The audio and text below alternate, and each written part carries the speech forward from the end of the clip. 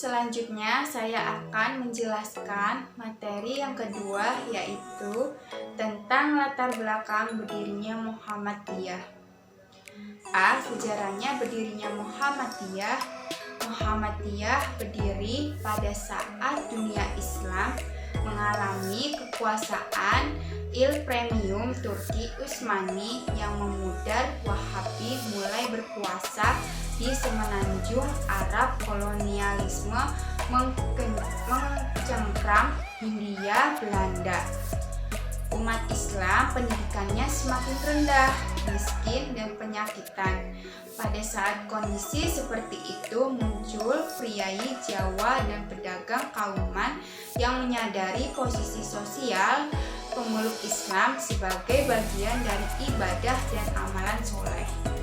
Di tengah-tengah kondisi yang tidak menentu seperti yang digambarkan di atas, Ahmad Dahlan muncul sebagai seorang yang peduli terhadap kondisi yang dihadapi masyarakat pribumi secara umum atau masyarakat muslim secara khusus. Ahmad Dahlan lahir dari kampung Kauman, Yogyakarta tahun 1968 dengan nama kecilnya Muhammad Darwis.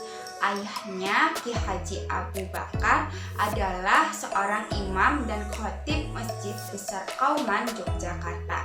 Sementara ibunya, Aminah, adalah anak Ki Haji Ibrahim, pemulu besar di Yogyakarta. Dengan pola pemikirannya yang cemerlang, Ahmad Dahlan mulai membentuk sebuah organisasi yang bermula dari berdirinya sekolah yang perlu adanya sebuah organisasi untuk mengelola sekolah tersebut. Di samping kondisi mikro pada saat itu yang telah menimbulkan kesadaran arti pentingnya sebuah organisasi modern sehingga sekolah yang didirikan dapat terus berlangsung. Setelah mengalami pertemuan dan pembicaraan yang sangat panjang, maka dirumuskan sebuah anggaran dasar organisasi yang dirumuskan dalam bahasa Belanda dan bahasa Melayu yang dalam penyusunannya dibantu oleh R. Susrosugono, seorang guru bahasa Melayu di Kewik School Jetis. Organisasi yang dibentuknya diberi nama Muhammadiyah, nama yang berhubungan dengan nama Nabi terakhir Muhammad SAW. Atas itulah diharapkan anggota Muhammadiyah dalam kehidupan beragama dan bermasyarakat sesuai dengan pribadi Nabi Muhammad SAW, yang Muhammadiyah menjadi organisasi akhir zaman. B. Faktor-faktor penyebab yang melatar belakangi berdirinya Muhammadiyah. Apabila ditinjau dari faktor penyebab yang melatar belakangi berdirinya Persyarikatan Muhammadiyah, maka dapat dibagi menjadi dua faktor, yaitu sebagai berikut. Pertama, faktor subjektif. Faktor subjektif yang sangat kuat, bahkan dapat dikatakan sebagai faktor utama dan faktor penentuan yang mendorong berdirinya Muhammadiyah, adalah hasil dari pendalaman Ki Haji Ahmad Dahlan terhadap Al-Quran, baik dalam hal gemar membaca maupun menelaah membaca dan mengkaji kandungan isi Al-Quran. Ia melakukan penelaahan terhadap ayat Al-Quran dengan teliti dan melihat sebab turunnya ayat, asbab al-nurul. Yang kedua, faktor objektif. Beberapa faktor objektif yang melatar belakangi berdirinya Muhammadiyah yang sebagian dikelompokkan dalam faktor internal, yaitu faktor-faktor penyebab yang muncul di tengah-tengah masyarakat Islam Indonesia dan sebagai dimasukkan dalam faktor-faktor eksternal, yaitu faktor penyebab yang ada di luar tubuh masyarakat Indonesia. Adapun faktor-faktor objektif yang bersifat internal adalah A. Ketidakmurnian amalan Islam akibat tidak dijadikan Al-Quran dan Al-Sunnah sebagai satu-satunya rujukan oleh sebagian besar umat Islam Indonesia. B. Lembaga pendidikan yang dimiliki umat Islam belum mampu menyiapkan generasi yang siap mengembangkan misi selaku khalifah Allah di atas bumi. Sedangkan faktor objektif yang bersifat eksternal adalah A. Semakin meningkatnya gerakan Kristenisasi di tengah-tengah masyarakat Indonesia. Yang kedua, yang B, penetrasi bangsa-bangsa Eropa, terutama bangsa Belanda, ke Indonesia. Yang ke-C, pengaruh dari gerakan pembaruan di dunia Islam. Selain dua faktor tersebut, ditemukan 4 teori yang dikemukakan oleh Alwi Shihab mengenai latar belakang lahirnya Muhammadiyah yang menguatkan dua faktor tersebut. Yang pertama, teori faktor gagasan pembaruan Islam di Timur Tengah.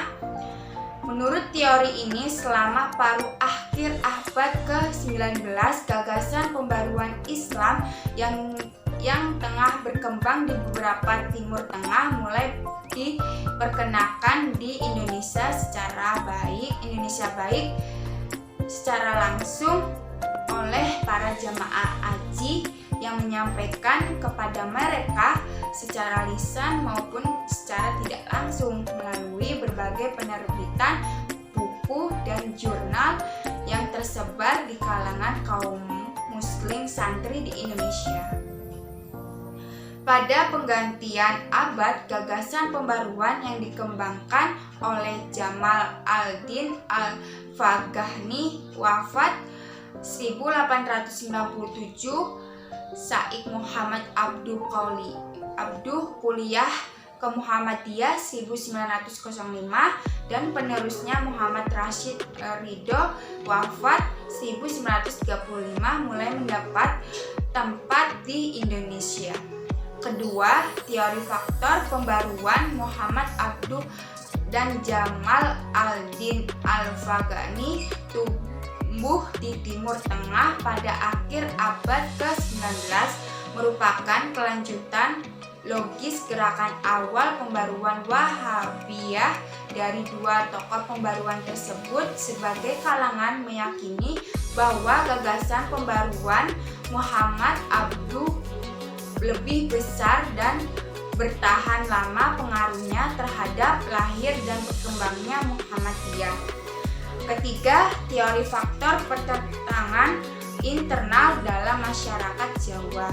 Dalam teori ini dikemukakan kelahiran Muhammadiyah tidak lebih dari suatu akibat adanya proses pertentangan yang panjang dan berlangsung perlahan antara dua kelompok besar dalam masyarakat Jawa, yakni kaum priai di satu pihak dan kaum santri di pihak lain. Kaum priai adalah kelompok muslim yang dangkal tingkat keislamannya, sedangkan kaum santri adalah kelompok muslim yang sangat taat dan tinggi komitmen dalam keislamannya. Keempat, teori faktor penetrasi Kristen. Teori ini menyebut bahwa perkembangan kegiatan misi Kristen di Jawa merupakan faktor yang menyebab lahirnya Muhammadiyah. Karena Muhammadiyah menawarkan dirinya sebagai organisasi yang mempertahankan diri dari pengaruh Kristenisasi. Selain faktor tersebut, Solihin Salam, seorang yang banyak menulis tentang Muhammadiyah, menyebut adanya dua faktor, yang mendorong lahirnya Muhammadiyah, yaitu faktor internal dan eksternal.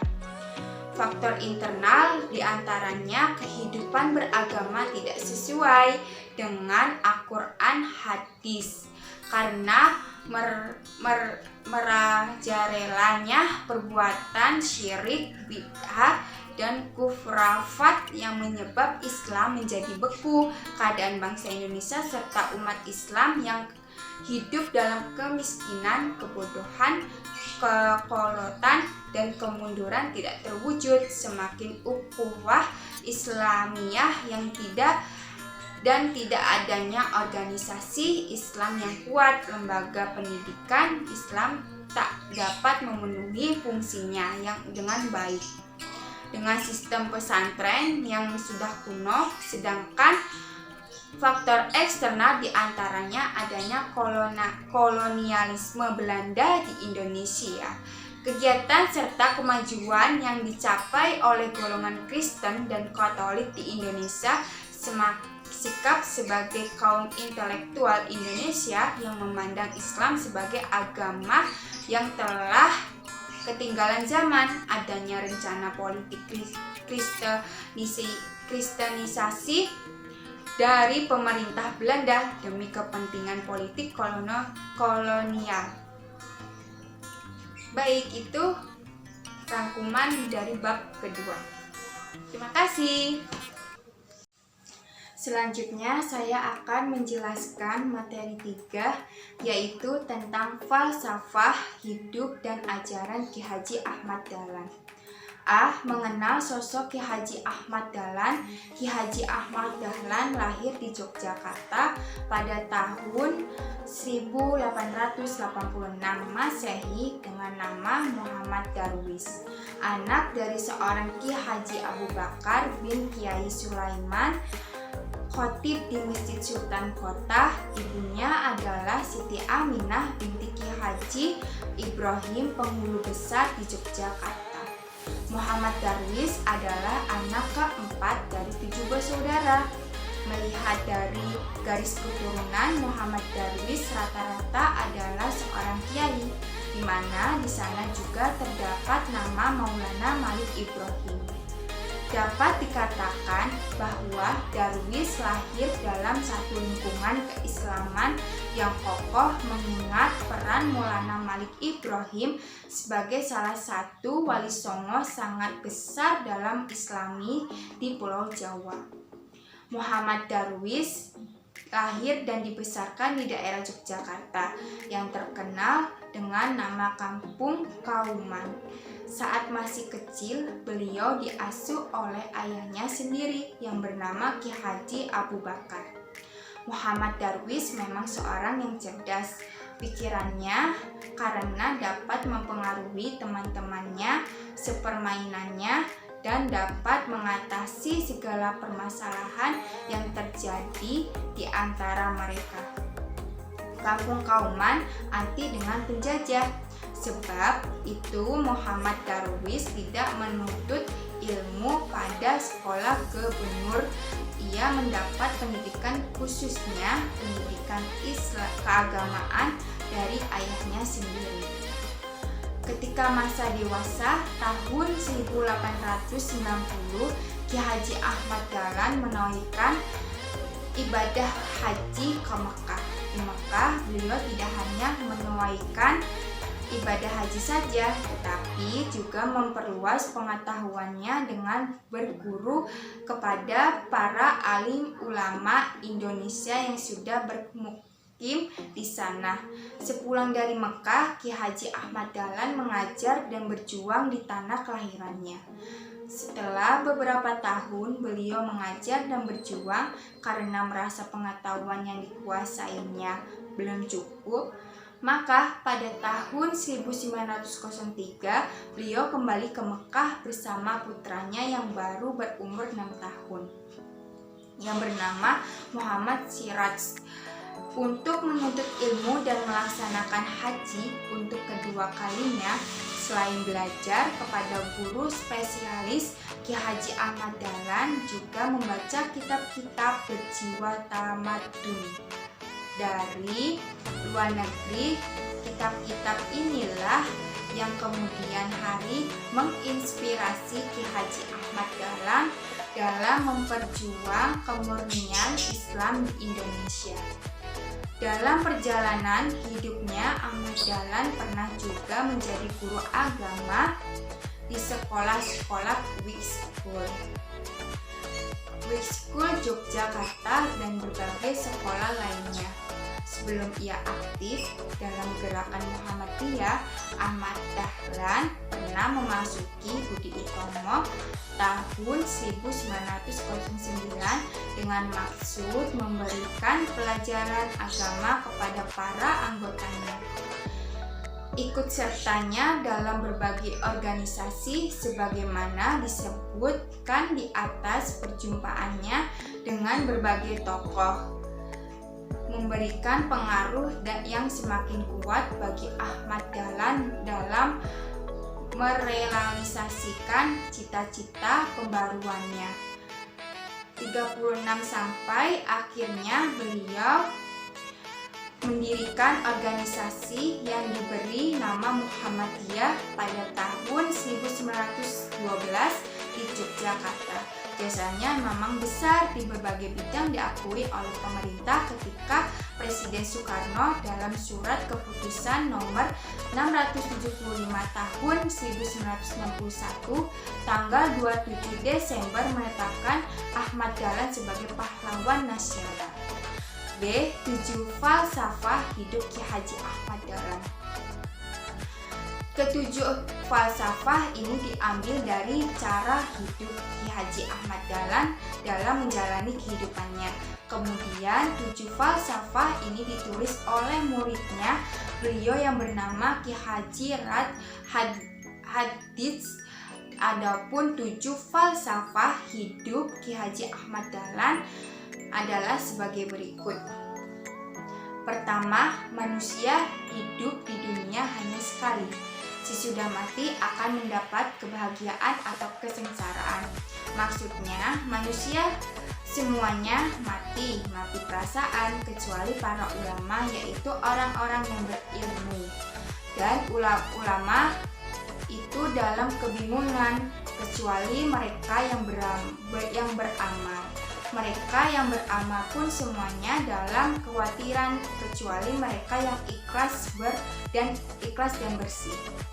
Kedua, kebanyakan di antara manusia selalu berwatak sombong dan takabur, hanya mementingkan kepentingan sendiri. Yang ketiga yaitu manusia itu kalau mengerjakan pekerjaan apapun sekali, dua kali, dan berulang-ulang maka kemudian menjadi biasa. Kalau sudah menjadi kebiasaan yang dicintai itu sukar untuk diubah, sudah menjadi tabiat. Yang keempat yaitu manusia perlu digolongkan menjadi satu dalam kebenaran, harus bersama-sama menggunakan akal dan pikirannya untuk memikirkan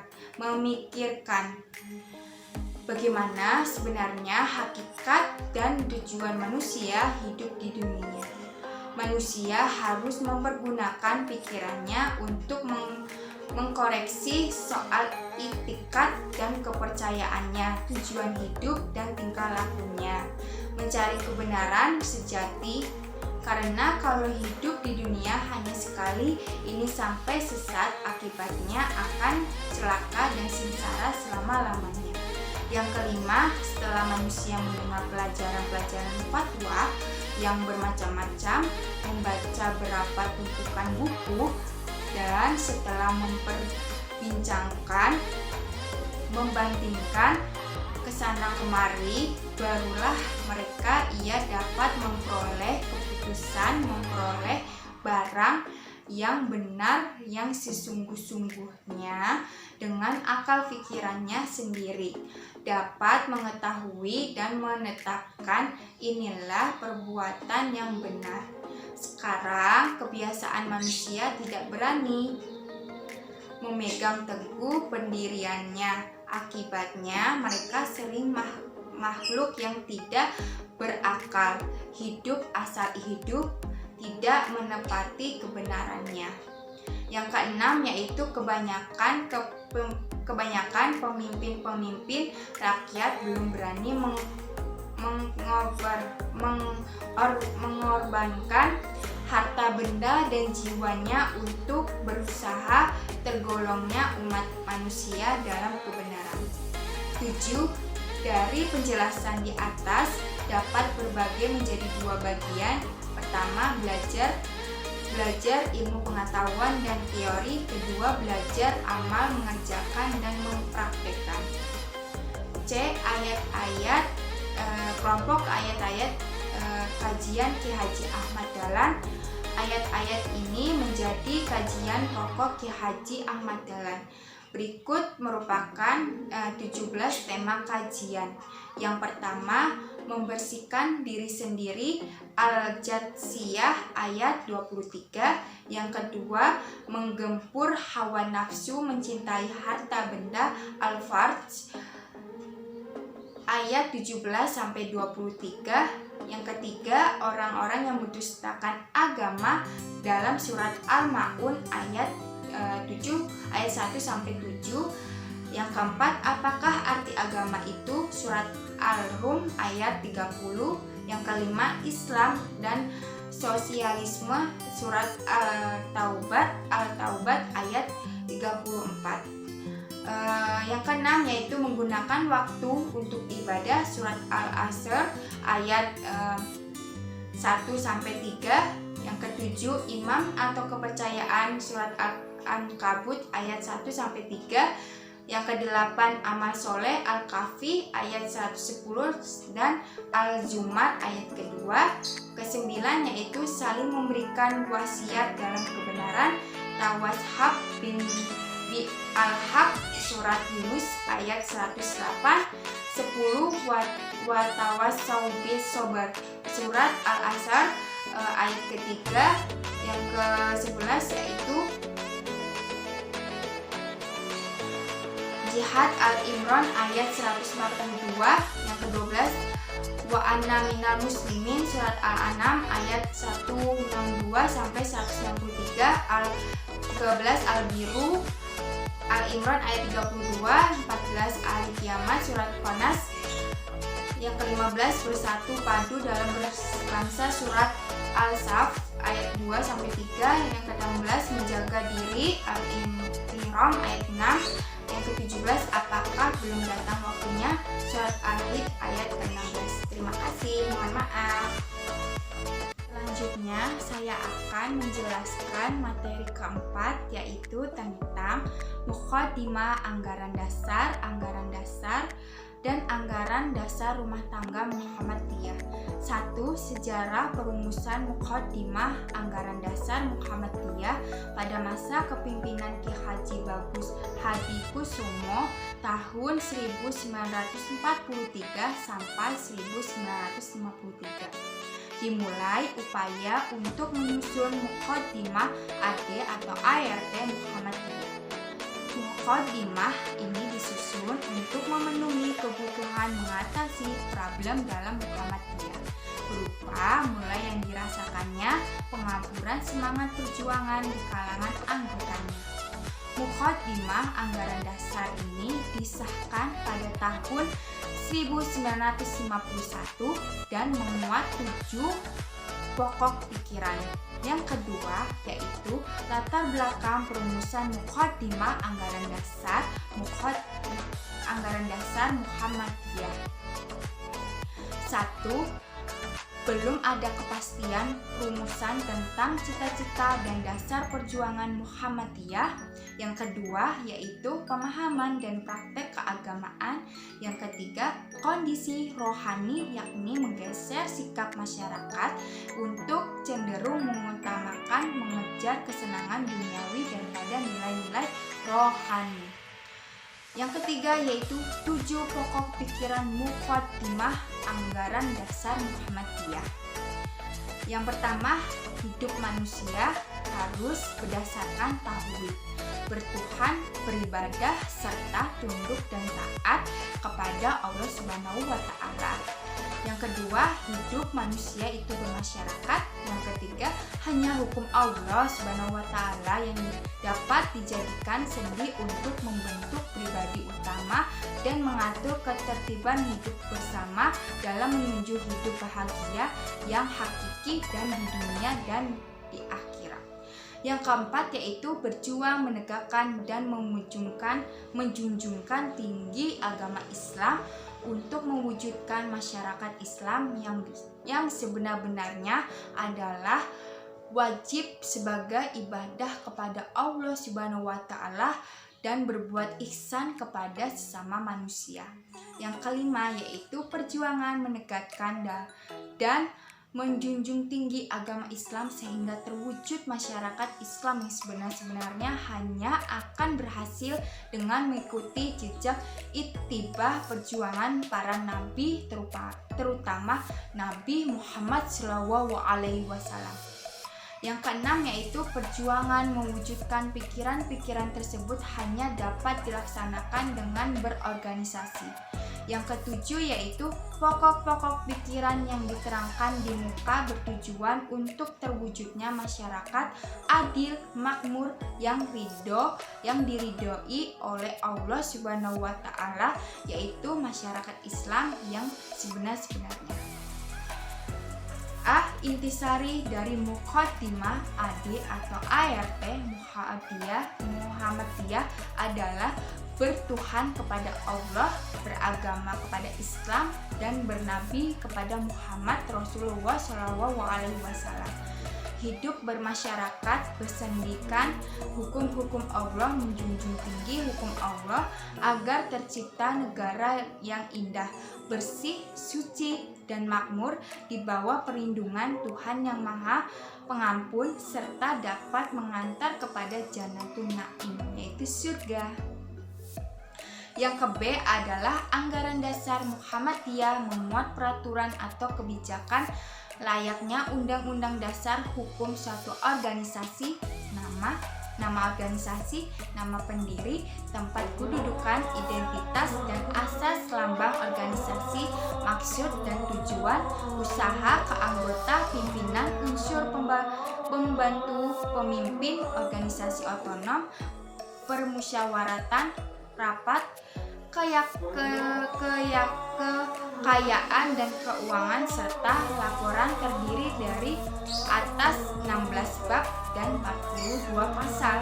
Sedangkan yang ke-C yaitu anggaran rumah tangga Muhammadiyah memuat penjelasan lebih lanjut mengenai peraturan yang ada di dalam anggaran dasar dan dapat diubah atau disesuaikan terdiri atas 38 pasal. Beberapa organisasi otonom (ortom) dalam Muhammadiyah yakni pertama Aisyah, kedua Pemuda Muhammadiyah, yang ketiga yaitu Nasyiatul Aisyah atau NA, Ikatan Pelajaran Muhammadiyah atau IPM, Ikatan Mahasiswa Muhammadiyah atau IMM, yang terakhir yaitu Takwa Suci Putra Muhammadiyah dan Hizbul Wathan. Terima kasih. Wassalamualaikum warahmatullahi wabarakatuh. Selanjutnya saya akan menjelaskan materi yang kelima yaitu tentang memahami kepribadian Muhammadiyah. Pembahasannya yang pertama yaitu kepribadian Muhammadiyah, yang kedua hakikat Muhammadiyah, yang ketiga dasar amal usaha Muhammadiyah, yang keempat pedoman amal usaha Muhammadiyah. 1. Kepribadian Muhammadiyah. Muhammadiyah di satu pihak istiqomah dalam prinsip tetap, juga bersifat terbuka, adil, mengindahkan aturan dan mengambil banyak jalan tengah. Secara substansi atau isi sifat-sifat Muhammadiyah sebagaimana terkandung dalam kepribadian Muhammadiyah sudah melekat dan gerakan Islam ini sejak didirikannya oleh Kiai Dahlan. Kemudian Kiai Fakih Usman hanyalah mengidharkan dan mengangkatnya dalam bersikap dan bertindak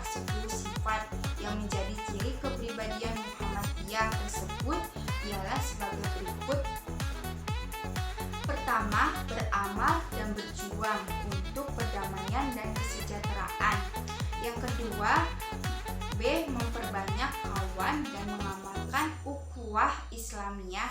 Yang ketiga, lapang dada, luas pandangan dengan memegang teguh ajaran Islam. Yang keempat, bersifat keagamaan dan kemasyarakatan.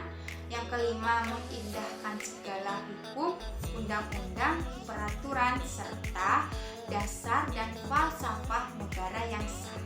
Yang keenam, amar ma'ruf nahi munkar dalam segala lapang, serta menjadi contoh teladan yang baik.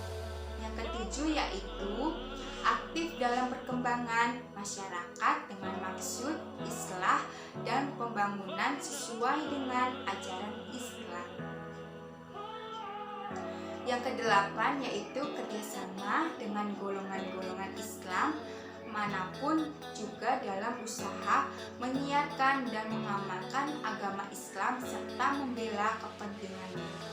Yang kesembilan yaitu membantu pemerintah serta bekerja sama dengan golongan lain dalam memelihara dan membangun negara mencapai masyarakat adil dan makmur yang diridhoi oleh Allah Subhanahu wa Ta'ala. Yang ke-10 bersifat adil serta korektif ke dalam dan ke luar dengan bijaksana. PP Muhammadiyah tahun 2009. Kedua, hakikat Muhammadiyah. Hakikat Muhammadiyah sesuai dengan wujud ghaibi Rasulullah SAW yang disebut juga sebagai batin nubuwah kenabian, dan disebutkan bahwa hakikat Muhammadiyah ini adalah wilayah batin kenabian sejati. Wali merupakan nama Allah dan mohon wilayah adalah lantaran di satu sisi hakikat ini menuju pada hak fanah dalam zatnya, baqa abadi kepadanya.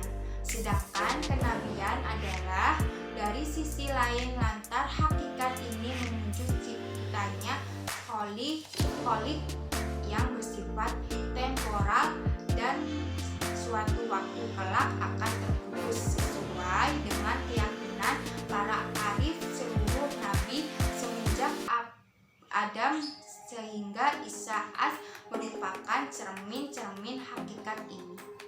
Akan tetapi dengan datangnya Rasulullah SAW, maka seluruh tampilannya dan manifestasi sempurna hakikat ini mengejawantah pada diri Muhammad, hakikat Muhammadiyah.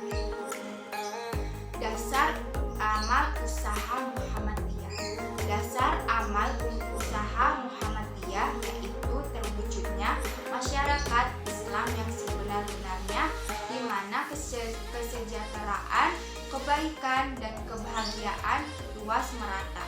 Muhammadiyah mendasarkan segala gerakan dan amalan usaha atas prinsip yang tersimpul dalam khotimah anggaran dasar, yaitu hidup manusia harus berdasarkan tauhid, ibadah, dan taat kepada Allah. Hidup manusia bermasyarakat mematuhi ajaran-ajaran agama Islam dengan berkeyakinan bahwa ajaran Islam itu satu-satunya landasan kepribadian dan ketertiban bersama untuk kebahagiaan dunia dan akhirat. Menegakkan dan menjunjung tinggi agama Islam dalam masyarakat adalah kewajiban sebagai ibadah kepada manusia dan ihsan kepada kemanusiaan. Ittibah kepada langkah dan perjuangan Nabi Muhammad SAW melancarkan amalan usaha dan perjuangannya dengan ketertiban organisasi. Keempat, pedoman amal usaha Muhammadiyah.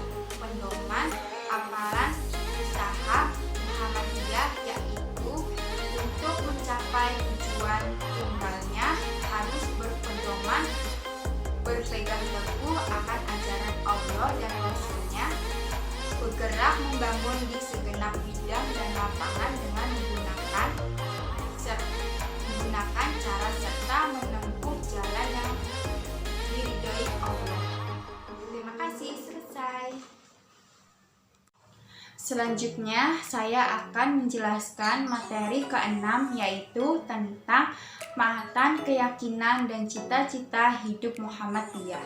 Mahatan Keyakinan dan Cita-cita Hidup yang disingkat MKCH yang diputuskan oleh Tanwir Muhammadiyah tahun 1969 di Ponorogo sebagai kelanjutan amanat Muktamar 1986 di Yogyakarta. Matan disempurnakan oleh PP Muhammadiyah tahun 1970 Muktamar ke-37 di Yogyakarta bertema Tajdid Muhammadiyah yang melakukan koreksi organisasi dan retajdid di bidang ideologi, keyakinan, dan cita-cita hidup. Kitab perjuangan, gerakan dan amal usaha, organisasi dan sasaran tajdid. 1. Muhammadiyah adalah gerakan Islam dan dakwah amar ma'ruf nahi munkar, berakidah Islam dan bersumber pada Al-Quran dan Sunnah, bercita-cita dan bekerja untuk terwujudnya masyarakat utama adil, makmur, yang diridhoi oleh Allah Subhanahu wa Ta'ala, untuk melaksanakan fungsi dan misi manusia sebagai hamba dan khalifah Allah di muka bumi.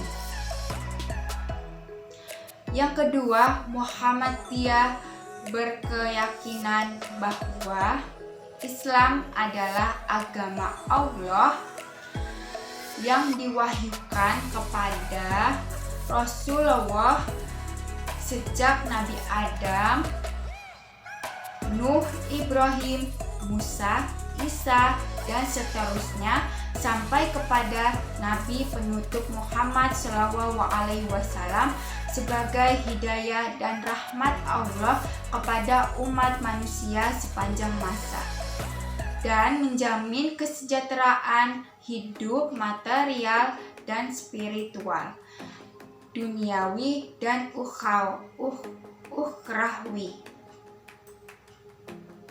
Yang ketiga, Muhammadiyah dalam mengamalkan Islam berdasarkan Al-Quran dan Sunnah Rasul.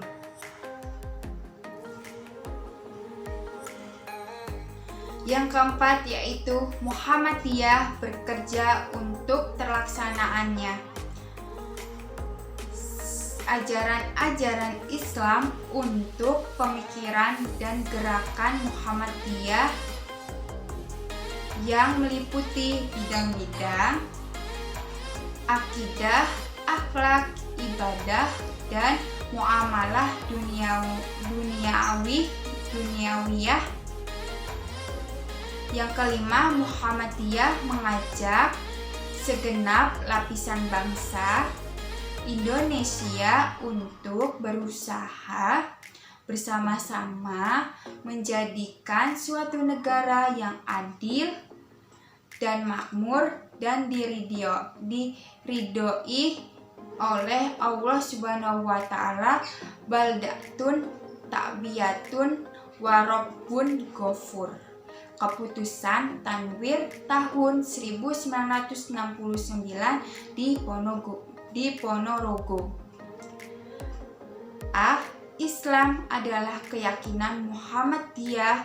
Muhammadiyah meletakkan Islam sebagai ajaran dari Allah yang selain satu juga bersifat menyejarah dengan dibawa dan didakwahkannya oleh para nabi dan rasul Allah dalam perjalanan sejarah umat manusia sehingga kehadiran agama samawi ini memang untuk rahmatan lil alamin. Itulah agama langit untuk kehidupan manusia.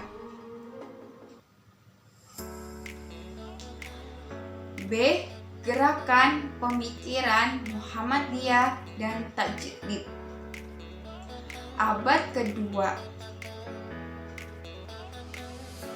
Muhammadiyah berkomitmen kuat untuk melakukan gerakan pencerahan. Gerakan pencerahan merupakan praksis Islam yang berkemajuan untuk membebaskan, memberdayakan, dan memajukan kehidupan. Tujuan gerakan pencerahan dihadirkan adalah untuk memberikan jawaban terhadap problem-problem kemanusiaan seperti kemiskinan, kebodohan, ketertinggalan, dan persoalan-persoalan lain-lain yang bercorak struktural dan kultural.